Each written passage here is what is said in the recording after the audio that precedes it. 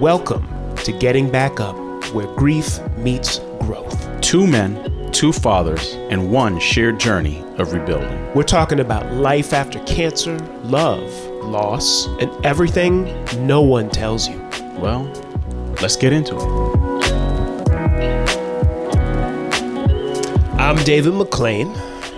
I'm Jamal Jones. And this is Getting Back Up. Finding life after death, but really finding life after loss. Yeah. At this point. Yeah, I mean, it's anybody's experience. Yeah, So. Jamal, it seems like the holidays are coming earlier every year. Doesn't it seem that way? Listen, I feel like the minute you get to August, the Halloween decorations start going up, and that's the signal. That's like the flare in the sky that it's close.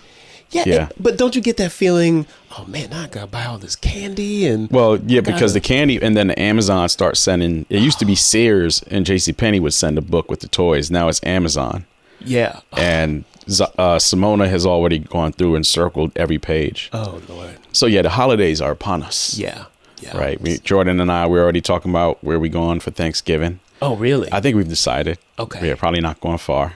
Pumpkin pie, sweet potato pie. Okay, thank goodness. Yeah. Okay. You gotta have all the sweet potato pie, sweet potato casserole, all that stuff. That's when I really kill it. Yeah. I mean, I'm not a big sweets guy, but there are certain sweets. Marshmallows on No. You don't do the marshmallows on the sweet potato pie? No, sir. Do you? I mean, on the sweet potato casserole? No, we don't have no casserole. You have sweet potato casserole?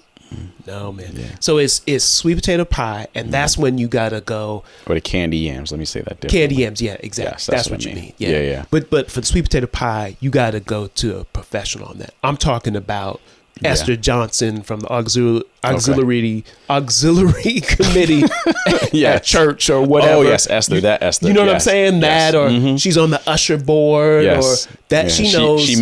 She makes 7 because that's what she can fit in her oven. I got you. You put Miss Miss Esther. You got to put your order in first, though. Yeah, there's no question about it. So no, it's coming. Yeah, it's coming. Well, with that in mind, I should really say these first holidays without that spouse can be particularly tough.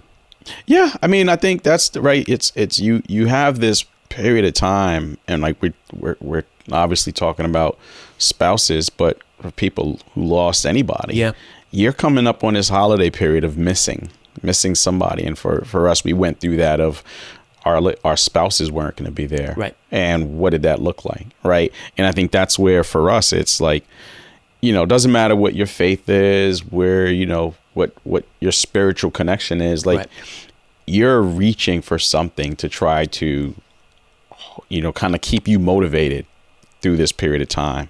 And I think that's the hard part for a lot of people is like, how do I stay, or should I be in the holiday spirit after losing somebody close to me, right? And for us, it's it was this experience of like, how do I keep my kids, and do we celebrate? What are we celebrating? Right? Should we family, everybody's inviting us to celebrate with us. They're all saving us a seat, but should we? Do we want to? Right? Like it's such a confusing period. I think even with that in mind, that routine and tradition can ease the burden of pain and grief and loss during that time.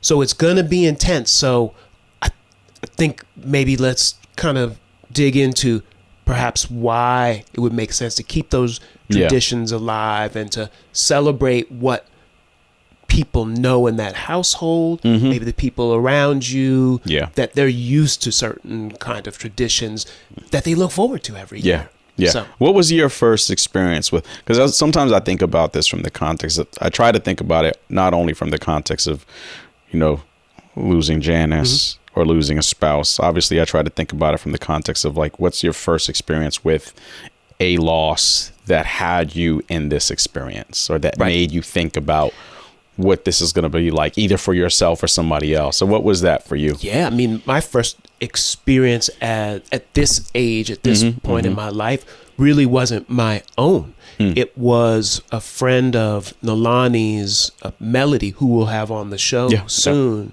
that her husband had passed away of brain cancer. Yeah, I remember, And I remember Nalani, man, she's some kind of woman.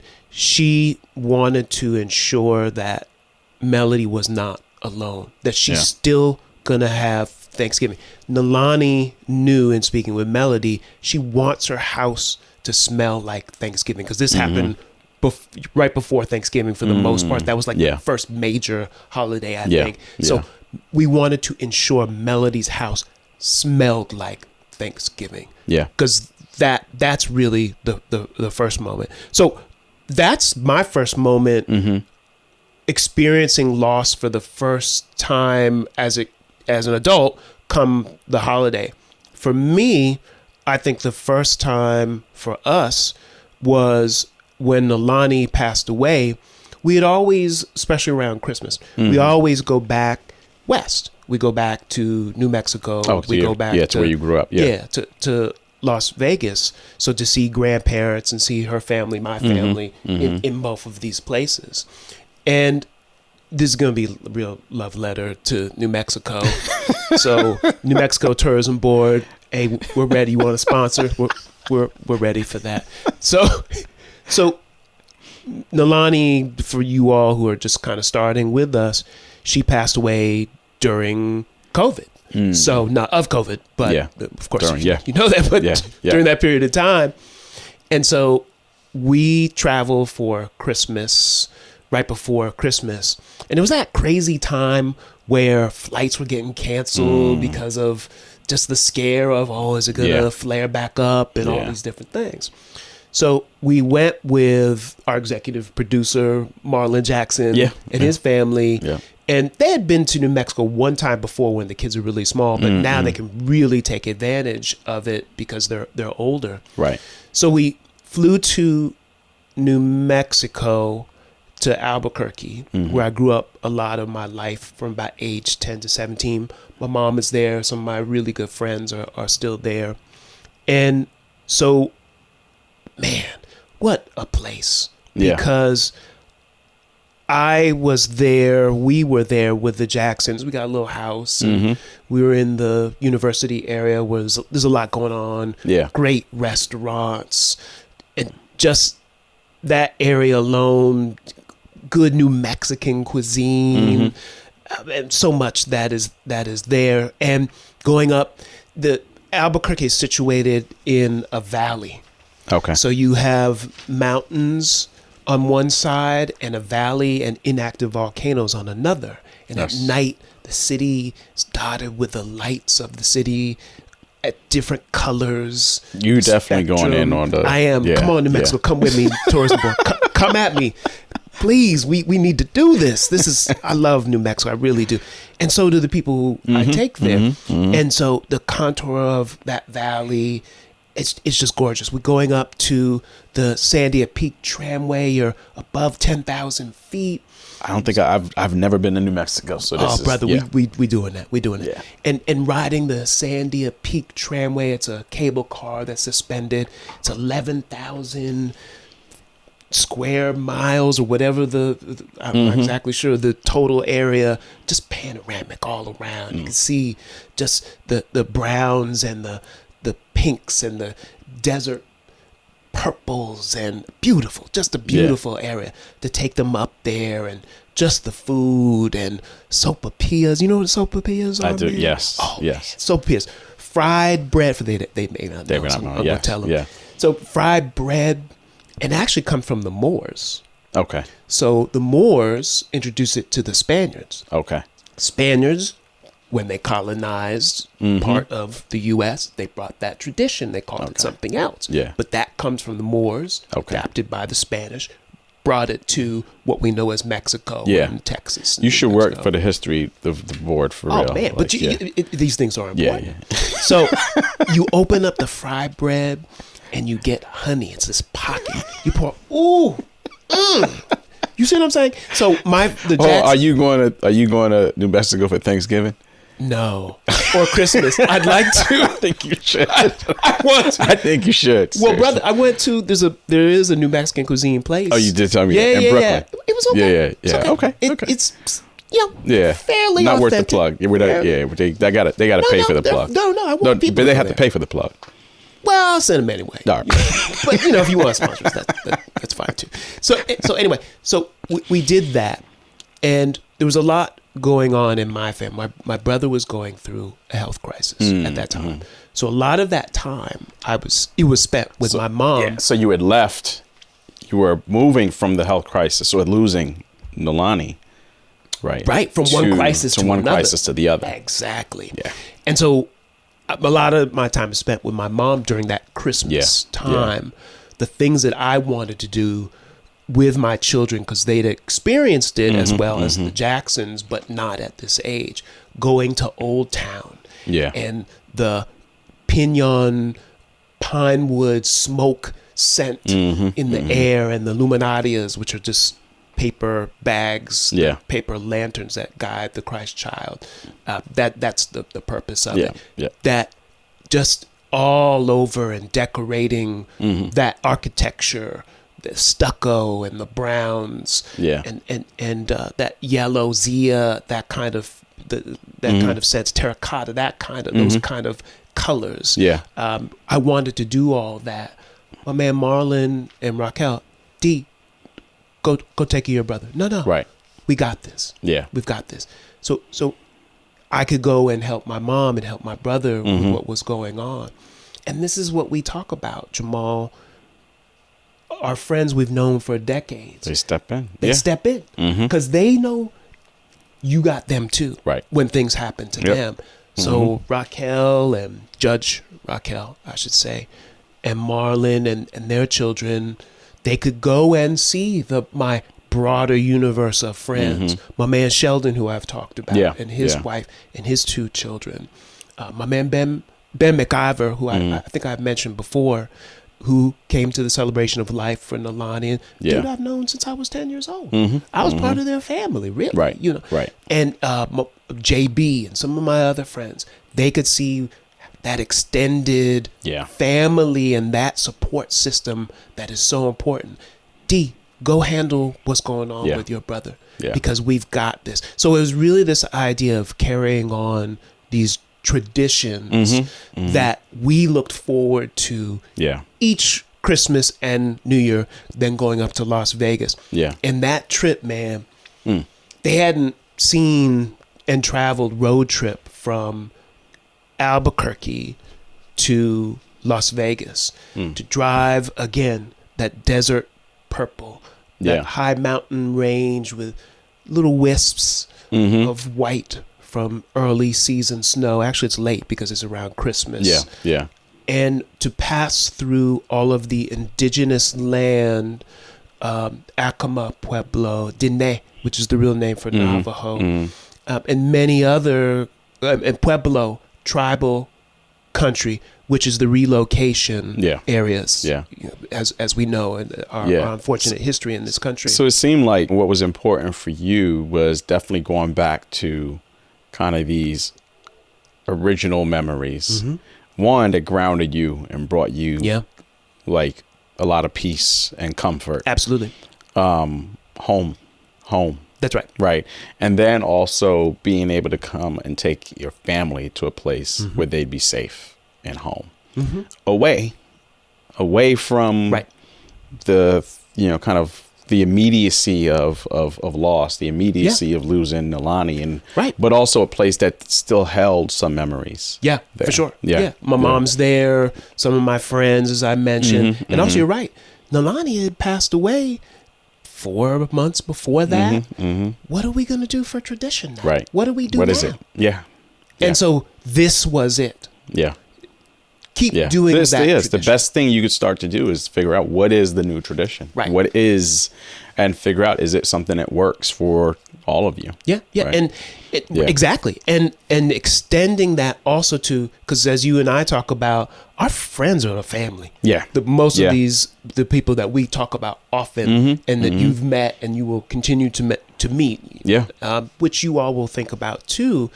Seeing my man Russell and Denise and their children in Las Vegas. They flew in from LA. And we just met and just did our thing and laugh and joke like we do. And that's important to model too. Yeah. Although we were dealing with this great loss, and it's the family, wide, it's the community deep, that still comes together. Exactly. Yeah. Exactly. Yeah. So always a memorable time when we're all together and remember both. You can laugh from tears. Yeah.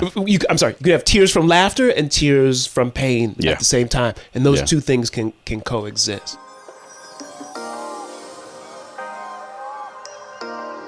So what Yeah. about your memories like? Yeah, that so it's first funny. one? I'll go back. I think my first real memory, and I thought about this in the context of like the memories that meant the most during the holidays, not just loss of loss. So I would say, I unfortunately I lost both my grandfathers. Sorry, probably within 3 years of each other. One right as I was graduating from college, and then one. I think about 3 years later. And they both passed from different things. So dad is what we call him. He was my mom's stepfather. Okay. And then pops was my mother's biological father. I didn't know my paternal grandfather very well, but I knew dad and pops. Okay. And dad, he was older than pops was, but my grandmother remarried. And dad was like the grandfather that I had growing up in town. Like he lived in Queens, 5 minutes away from my parents, so we were always there. But he was like very serious and playful at the same time. Okay. So he kind of was like very much like the stereotypical patriarch of the family. Okay. Sitting in an armchair watching his television show, but grandkids would come all over and tick you real quick, right? And but because he passed from cancer, but he was in remission for years. Oh wow. And this is during the 80s, right? The 80s, he got diagnosed, was in remission for years. And I just remember him during the holidays, we would all be eating like baked macaroni, and my family's from Panama. So like, you've got this Caribbean mix of food, this, the curry chicken, and there's a turkey, right? But then, like, because dad didn't eat all these things, he'd have his salad with sprouts and buckwheat and like all of this just like random like vegetable. He'd like, my grandmother would make him his plate and take it to him, and we'd go to his house or their house for Thanksgiving or Christmas. We'd kind of flip flop every year. But I just remember that with him.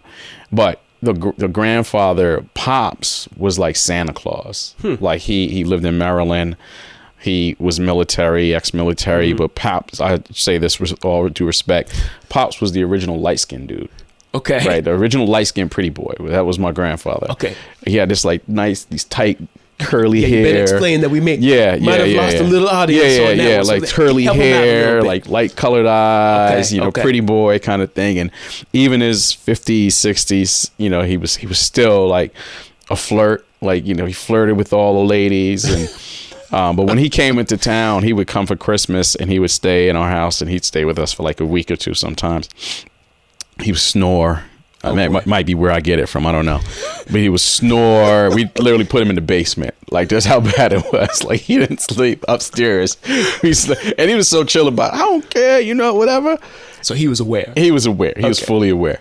But, man, when he came into town, it was like, he brought so much joy with him. And I remember, that's how I grew up remembering Christmas. So when he passed away, all I remembered was like, man, he would come into town and he would bring a bunch of gifts for everybody and a bunch of Barbie stuff for my sister, which I would then have to put together. Oh. He'd put the boxes out and then I'd end up putting it together Christmas Eve because my dad is not good at finishing stuff. So it was just these memories around him, and he could cook. He would make black-eyed peas, and oh man, so just that smell, the smell, and the house would talk about tradition. Like, we would all just be so excited and so happy when he came. The house would literally light up, and if there was a Christmas that he couldn't celebrate with us, we'd be like, oh man, it wasn't the same. So when he passed, it was like this experience of, how do we revive Christmas? And I think my mom, we used to have it, like I said, most years it would be at my mom's house, but I think she doubled down on it. Like she doubled down on like, we've got to make Christmas a thing. And, you know, it'd be everybody there. We'd invite everybody. And one thing about Pops, the whole, like all my neighbors, next door neighbors, left and right, the Rampies, who are like my extended brothers and sisters, they would come over, and Pops was their grandfather, right? And everybody just knew him. And he just, like I said, when I say Pops felt like Santa. Yeah. For me, it was because he brought that joy and that light, so much more joy and light with him, right? And his energy. And I think that's something that I always wished that like my older kids, yet now like Zaya, Jack, I wish that they got to experience him because of that. Yeah. And after Janice passed, I remember being very intentional. Like, I'm going to New York. We're going to New York for Christmas. One, like, I don't like, do we do it here? I don't know what the new tradition is. Like, we used to go all out with this tree. So you were in Austin at that time? At the time, I was still in Austin again when Janice passed. So for me, it was like, I wanted to go back to New York. I wanted to get away from the house. I didn't necessarily want to be in the house for Christmas. You know, talk to the kids, and we were like, yep, we're going to New York. And it was great being home. It was, one, it's New York. So you've got the Rockefeller Center, so we took the kids there. Oh, you did? Okay. I mean, we got to, you know, and because we were in Austin, they never really experienced like a full-on Christmas in New York. We would go and do a pit stop there, but then at the time, it's like dropping into everybody's houses. So you never really get to like camp down at one particular house. And it's just a different chill in the air. It's different. Yes. It's a humidity that's different there than it is in Austin, Texas, and what have you. Yeah. I mean, just the people. I mean, it's different. I love Austin. Yeah. But, you know, it could be, it would be like 70 degrees on Christmas Day. Yeah. And that always felt unnatural for me. It always felt like there was also always this element, and you know, Janice didn't like the cold weather, so there was rarely, I mean, we probably went to New York for, you know, during the 15 years that we were in Austin, we probably went to New York maybe once for Christmas. Really? Maybe twice for Christmas. You didn't want to deal with that. Okay. Yeah, I mean, and because we had the kids, it was harder. You know how you flying all the gifts across the country and all of that. So it logistically it made sense. And my parents and we're always cool with coming in, coming and visit us for the holidays. So let me ask you. Yeah. When your parents did come, did they feel they needed to bring that same excitement and fervor that Pop did? They previously? tried. It was weird because it was like, how do you, then we talked about like when you, at this point, you're trying to find these new experiences, these new traditions. So I think my parents would want to, my mom, she's very traditional. She would want to bring her tradition, you know, but then it's like, how do you bring your tradition into some other woman's, you know, house, right? And that's the reality. Be like, okay, we'll do this, but you know, not that. So it was always like trying to find that middle ground, right, where everybody's happy and you know. But this time around, it was a great way to get away and like to go someplace. I got there, the tree was up. My lights, my dad already hung up the lights. I mean, it wasn't what I would do, but it was already the lights. It's not your house. It's not my house, but hey, you know, he's 70, he climbed up 65, 60 something, 70. He climbed up on a tree, hung up. When you should climb up. Yeah, you shouldn't be ladder on at that time. Right. You know, lights are just thrown over the banister. I get it. You know, so he knew to put up lights. He put up lights. So, you know, of course I had to go and tighten some things up. Okay. But he may have won. You know what? That might be his tradition. That's his tradition. I know Jamal's going to fix this. Exactly. Right. That's just how that goes. So meanwhile, my mom is like, just let Jamal do it when he gets here. So, but no, the cool thing about, you know, Christmas in New York for me is everybody coming over, you know, my next door neighbors, the Rampies and Miss Carla, their mother, like they just stop by, like, the back door's open. People just come in. That's nice. It's this. It's the feeling of what I grew up with during the Christmas time, during the holidays, and even better, the kids are just in it. They're enjoying it. Like, you know, that my parents are soaking up their grandkids, and for me, also, again, mortality is like right at the doorstep for me. It's like I just lost, you know, this person who's important to me, who's important to these children, and I'm seeing my parents age. And now this realization that, like, man, I have to find a way to make sure as many of these memories are created as possible. And there was a part of me at the time that was like, should I move back to New York? And I think we talked about this. I was like, should I? And we talk about, like, it's the stability. So it's the stability of, like, everyday life, but the stability of how do you create these new memories for your family, for your children, and what does that look like? Where does it take place? And that was something that was really important for me, to have that, where we are very, way more intentional about creating this memory. And it was so, like, cliche. It was a white Christmas. It snowed. I mean, come on. It snowed, like, I think it was like the day before, the day after, like the night of Christmas, it started snowing. Man. And I'm like, and my kids they run outside. We don't have boots. We live in Austin. They don't got gloves. They don't have boots. They just ran outside and they making snowballs, and they come back home and their fingers look like little, little icicles. They're freezing. Frozen. But I'm like, man, it was such a great experience. And it was a part of me that said, I want to be able to make sure that we do that. Fast forward, we started making sure, even, okay, we're going to stay home. We're going to go to New York for a few days, either before or after Christmas. We'll do our tree in the house and find our middle ground of what was Christmas, with mom, and what did that look like? And then once I started dating Jordan, and we started celebrating Christmas, and she was part of it. It was also understanding and respecting and representing what are her traditions, right? Even in dating, like, we had Christmas at my house, but she had an apartment. So we went and did a little, thing at her apartment with some friends. And then later on we came back to our house. But then even later, as now that we're married, there's this, I joke that Zaya, Zaya, at one point we were, like, joking. This is when Jordan, I think we had just got married, or we were about to get married, and we were having this conversation about who we were as a family. And we were talking about how blended we were, right? And so many different dynamics, of so many different ways of being blended. And, Zaya and Jackie at the time, they were like, yeah, we're like a smoothie. So then we're like, our theme of our family became the blended smoothie, right? Like, we are just this mix.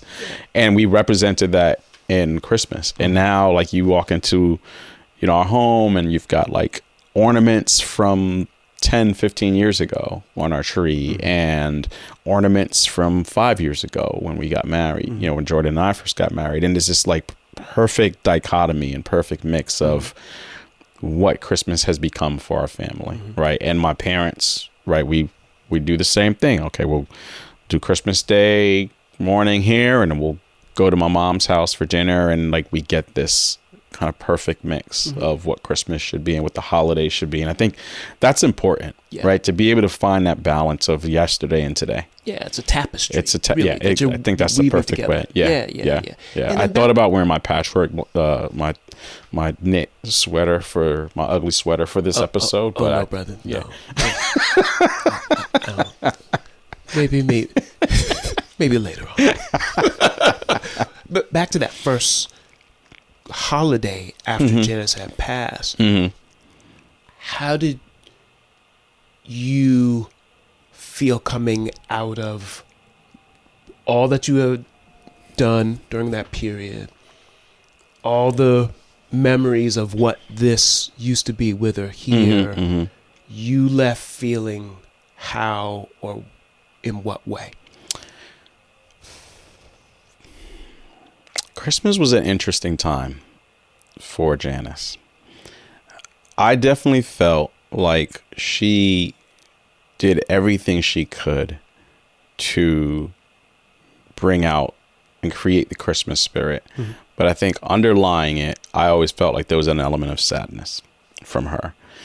And I think she overcompensated in the presentation in order to disguise some of the underlying sadness for her. Just because of her experience. Just because of her experience, her previous experience in her previous marriage, and some of the, I think just some of the things in her life that she struggled with. So I think there was always that. So I feel like, I mean, you would walk into our house and, I mean, or you would walk up to our house and into the house, and like, you know, I could argue that, you know, and, you know, we could, you know, between how many lights were there and the festiveness of the size of the tree and the festiveness of the atmosphere, you know, the cinnamon smelling candles and all of that stuff, or the Christmas candles that were burning, and all of these different things. It was definitely like this element of like Christmas in the house, but then there was this element of like sadness and like there's something, and I felt it. But for us, I think it was so much around the kids. Right. I think it was all around like the kids and the joy, which it should be. And for me, I think it was just like, okay, like I have to continue the festiveness of the tradition. I can't not be like, I'm not going to be like, hey, like we're not putting up a tree. Right. That was one of the big things that we did. It was like, make sure we put up the tree and, you know, like we make it a thing. Like, it's not just I'm putting it up. It's we're getting something to eat. We're putting on some music. We're putting a tree together, and you know we're making it a thing. We still do that, right? And that was something to me where it's like, even with the struggle, even with the difficulty, even with whatever's going on, we're going to do this together, right? As a family. And for me, I think it was a lot of just trying to make sure that the kids still felt that she was a part of their lives during this time, because as much as she went out of her way to create and to do Christmas, to deliver Christmas, like I wanted them to know like that doesn't stop, right? Just because she's gone. And if anything, you know, we added Jordan to our life, who equally goes out of her way to make sure that everybody is happy, right? Like, she's all in on the Christmas gifts. Like, she's like, did you order this? You know, did you order this? Did you order that? Did it give you the list? Right. She's on it from like in November, right? In like 2 weeks, she's going to be like, Zaya, give me the Christmas list. You know, give me the Christmas list. So no matter what age. No matter what age. It's like, what do we get this person? So, and now that's later too. Right. We're really, when I'm thinking about this, it's you progressed to that stage because of how you progressed in your you've got to bring forward like you think about all the things that we leaned on these people, these women to do during the holidays, right? Like, you have to go from, you know, just acknowledging that, yep, just use that card, right? Or yes, there's money in the bank for all the gifts, to now we've got to go out and do it, right? Like, I'm like, thank God for Amazon. Seriously, like I was like, all right, just sit there and order it all. Right? Wait, how much is that? Oh, all right, fine.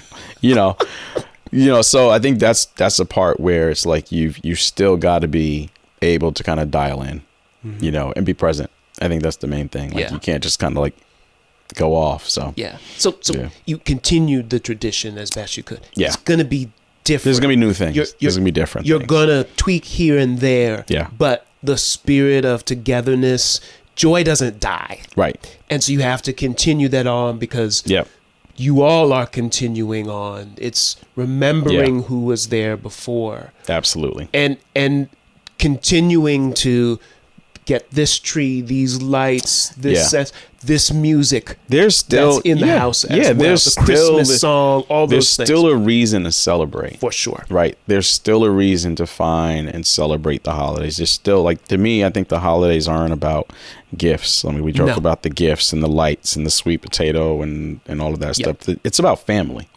Right. It's about, like what you talked about, bringing family together, bringing your community together, bringing in people who may not even have any place to go and celebrate, right? And kind of open your door, the back door, the front door, and just saying, hey, come on in and sit down and celebrate with us. Let's play some music, have a good time, have a good laugh, eat, right? Like the way that, you know, the way, not just to say the way that our people celebrate Christmas, but the way that all families celebrate Christmas, which should be to invite even the most struggling person into your home and be there for them, right? In whatever way. So, I mean, I think that's something that we my parents always did, my mother's always done, you know, we do as a family, you know, is that same thing. Yeah. So Yeah, we're talking at this point, it's really what you should continue to do. Yes, particularly after that first batch of holidays after someone passes, right. whether it's your spouse, whether it's a child, whether it's your older parents. You were just saying about people have this imbalance as it relates to their emotional state. Certainly that's been the case in my family to a great extent. So including the people in there showing this, no. The tradition is actually a sense of and source of strength. Right. To move on. Tradition and routine says the bond of strength is still strong. It may dip, but it will get better. Right. Yeah. Right. Yeah. So I think what you were just saying that. Yeah. And honoring who was there before. Yeah. Exactly. Yeah. Yep. I think that's really, really powerful, that the tradition, the memories that were created, you can also talk about them as well. Yeah. Remember when your mother did this? Exactly. Remember how strong those cinnamon candles were, or the apple cider, or whatever it is. You know, I think it's that. You talked about Pop, what he did. And you can't exactly replicate what he did, but you can bring the spirit of that and tell those stories. So it really is that sense. What else you kind of think, just to kind of I think that I mean, I think alive we talked and surviving the holidays. I mean, there's certain rituals, right? You know, that you introduce, certain things you bring to the literally can bring to the table. Right. Games that you may play, that you might have played as previously, that you can still bring, right? Those games are still there. Those laughs, those jokes are still there. You know, I think the other thing is, you know, I think those, when you do that, it still says that there's life in this family. There's life in the memory, right? That is still part of this story, part of the past, but doesn't necessarily need to be a pedestal, like we said, or a, you know, or something on the shelf, but it could just be something that, you know, reminds you of that person. You know, something that allows you to just say, I'm gonna, you know, your virtual pour out a little liquor. and you just say, keep it simple. It's scale it in a way that's appropriate as you move on. And maybe it's asking acknowledgement from your children. Hey, what do you want to do? Exactly. What do you want to include in this way that we honor your mother or your father or whoever's passed, a child, whoever it is. But you're right. It's the family is still together. There may be, you may be absent someone who is very important, but they always live through you, through the traditions, and clearly through your children as well. Because you want to have those memories and have those conversations that make you laugh. Some will make you cry as well. But those two things can coexist. You know, the tears from pain, the tears from laughter and remembrance. And I think it allows you to show, or the family to show, deep respect and appreciation for those who've passed. Right. I mean, I think so many times we talk about, you know, what we want in the future, things we hope for, things we wish for. But I think we have, you know, sometimes you do have to say, like, it's okay to reflect on the past and reflect on the great people, the wonderful people who were in our lives and the importance they played in forming us. And I think that's, you know, whether it's said outward or you think about it, I think it's okay. It's okay to go through those emotional, you know, those are emotional dynamics, those emotional changes that you feel, and recognize and appreciate that person, even if they're gone. That's something you're gonna go through naturally, so you can't resist it. Just, you know, let it be there, let it exist, and then you know, that person's always there. You always have thoughts, and comes at different times, and it's maybe acutely felt, certainly around holidays. Especially and particularly if it's your first one after losing that person. So that's what we want you to think about, is keeping those traditions alive. It's going to be hard. It's not going to be the same. However, you have to continue forward, and, you know, it's just know that it's going to be difficult, and it gets better, but with the routine and tradition, it could be made easier for sure. Yeah. So, Yeah. So as you go into these holidays, you know, as we say, continue to talk, continue to reach out to those who love you, to those who support you in your community, whether they're professional, family, or friend. And, you know, just take it day by day. The holidays are often a complicated time of the year for a lot of people, a lot of us, but at the same time, they can still be a joyful time of the year. right. So, you know, let those emotions flow through, let those feelings flow through, but find a way to, you know, laugh and feel joy. Yeah. And sweet potato pie certainly can help with that. I just want to put a plug in for sweet potato pie, because I need to figure my stuff out. We're working on that. We got to get your orders in soon. Yeah, for sure. Thanks for joining us. We really appreciate you listening to us and giving us a call at the number. It's right here. Over there. Is it right there? Yeah. Okay. Yeah. And hitting us on all our socials, and keep doing that, guys, and commenting, and just let us know what your tradition is. What are you doing? What do you? What are your traditions for the holidays coming up? For Thanksgiving, for Christmas, all the things that your families have done that drives you crazy because they looking to you to execute it. Yeah. But and I want to know that playlist. we have to talk about the music playlist. Yeah, I think the playlist, because I remember the tradition, and my father would put on Nat King Cole. Oh yes. And he gets some Cavassier or something in those that goblet, swirl it around and look up, put on Nat. Once he hits that first chord, now it's Christmas. That's what he would do. So all right. Anyway, thank you. Take care. Have a good one. And I would say happy holidays, but it's not the holidays yet. So happy preparing for the holidays. Yeah, I like that. Thank you very much. Thanks a lot. Take care. Thank you for joining us on Getting Back Up, Finding Life After Death. If something in today's episode spoke to you, pass it on, because somebody out there needs to hear this. For sure. We're on all the social mausoleums. So follow us on Instagram, Threads, TikTok. Mostly it will be in the form of Get Back Up Podcast.